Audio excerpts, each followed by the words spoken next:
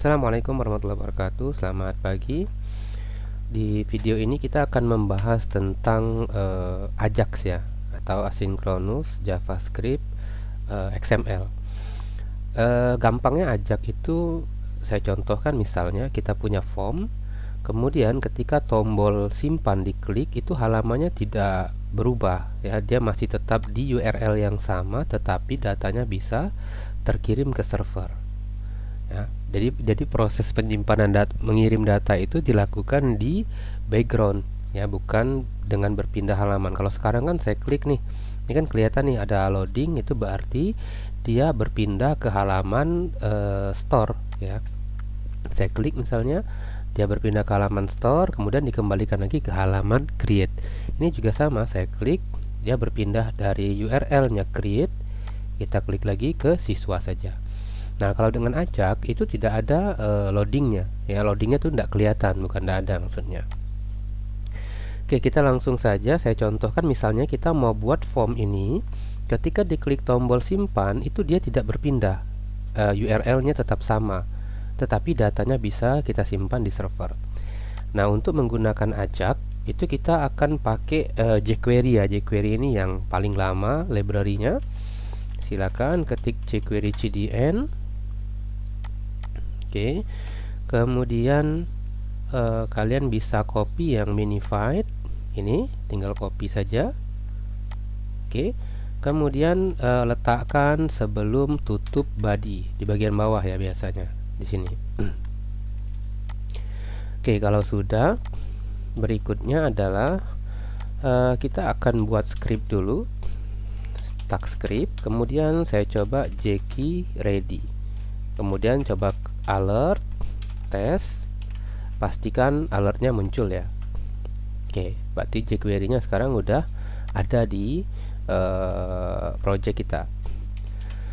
Nah, berikutnya adalah jQuery atau JavaScript itu kan dia bekerjanya dengan tag ya, tag misalnya seperti for, kemudian text danger, class ya, nanti ada ID dan lain-lain. Nah, di sini di form kita, form model kita itu saya akan nambahin tag ID, namanya adalah form Ajax misalnya. Oke, saya simpan seperti ini. Kemudian di app.build-nya baru kita buat jkey submit. Kemudian selektornya tadi namanya form Ajax. Nah, ini gampangnya gini. Kalau di sini kita pakainya ID, berarti di kode jQuery-nya kita pakainya pagar.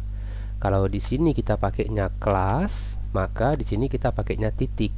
Ya, bedanya itu saja. Kemudian di sini saya ketik alert lagi. Kita coba tes lagi, simpan. Refresh, kemudian klik tombol simpan. Sekarang muncul tes dan halamannya tidak tersubmit lagi, tidak. Kalau kita lihat di sini kan dia tidak berpindah lagi nih, tidak ada loading lagi. Oke, berarti kodenya sudah bisa kita lanjutkan.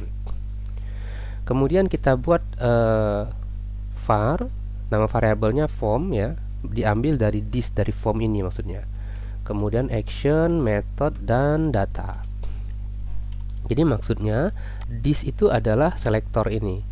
Yang kita ambil dari selektor ini adalah action ya. Kemudian yang kita ambil dari selektor ini adalah metodenya. Jadi kalau kita lihat form kita ini, kalau kita view search, Ctrl U. Nah, kalian cari di sini form, dia kan ada metode nih. Metodenya post, actionnya adalah URL. Nah, ini yang diambil. Ya, jadi di sini sekarang nilainya localhost siswa, kemudian metodenya di sini adalah post. Kalau kita udah dapat datanya, berikutnya tinggal kita panggil Ajax-nya, jkey Ajax. Udah, tinggal diganti saja nih. Tipenya ini metode, berarti metode ini URL, kemudian datanya serialize. Ini data tipe saya hapus. Kemudian di sini saya buat alert data berhasil disimpan. Mengirim data itu kan umumnya ada dua cara ya, post dan get. Nah, kita pakai yang post nih. Oke, sekarang saya coba refresh lagi. Saya isi misalnya namanya Wawani, alamatnya seperti ini. Kita klik tombol simpan, muncul data berhasil disimpan dan halamannya tidak berubah ya. Kalau kita lihat di data siswa itu seharusnya sudah ada siswa yang namanya Wawani ini. Nah, ini berarti kita udah ngirim data lewat Ajak nih. Ya, kalau saya klik lagi, dia tidak muncul karena error. Ya kan, NISN kan tidak boleh sama ya. Nah, untuk error itu kita bisa tambahkan di sini koma error. Jadi error function tampilkan errornya. Di sini ya. Data gagal disimpan. Kita simpan. Saya coba refresh dulu. Kemudian saya ketik lagi Budiawan 123. Oke. Pertama data berhasil disimpan, saya klik lagi. Data gagal disimpan karena NISN tidak boleh sama. Nah, sekarang kita udah berhasil nih menggunakan Ajak untuk mengirim data. Kalau kita mau lihat datanya itu kita bisa lihat di inspect, kemudian di bagian network. Nah, di sini nih. Begitu saya klik, nanti kelihatan. Ini dia. Errornya 422. Kalau saya tambahkan ini, saya klik simpan, terus muncul lagi dia kan. Nah, ini dia.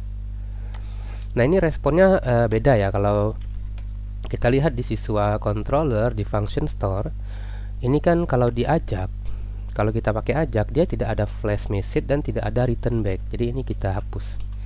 Nah, kalau diajak itu kita returnnya gini saja, return misalnya data siswa berhasil disimpan, yang paling gampang. Jadi kalau kita coba simpan lagi, saya tambahkan satu, saya klik simpan. Nah, ini kita lihat responnya. Di bagian respon muncul nih, data siswa berhasil disimpan. Kalau sebelumnya kan responnya redirect ya, dia akan diarahkan ke halaman sebelumnya. Nah, kalau sekarang responnya adalah data siswa berhasil disimpan. Seperti itu. Jadi kita udah melakukan request dengan Ajak menggunakan form yang metodenya adalah post.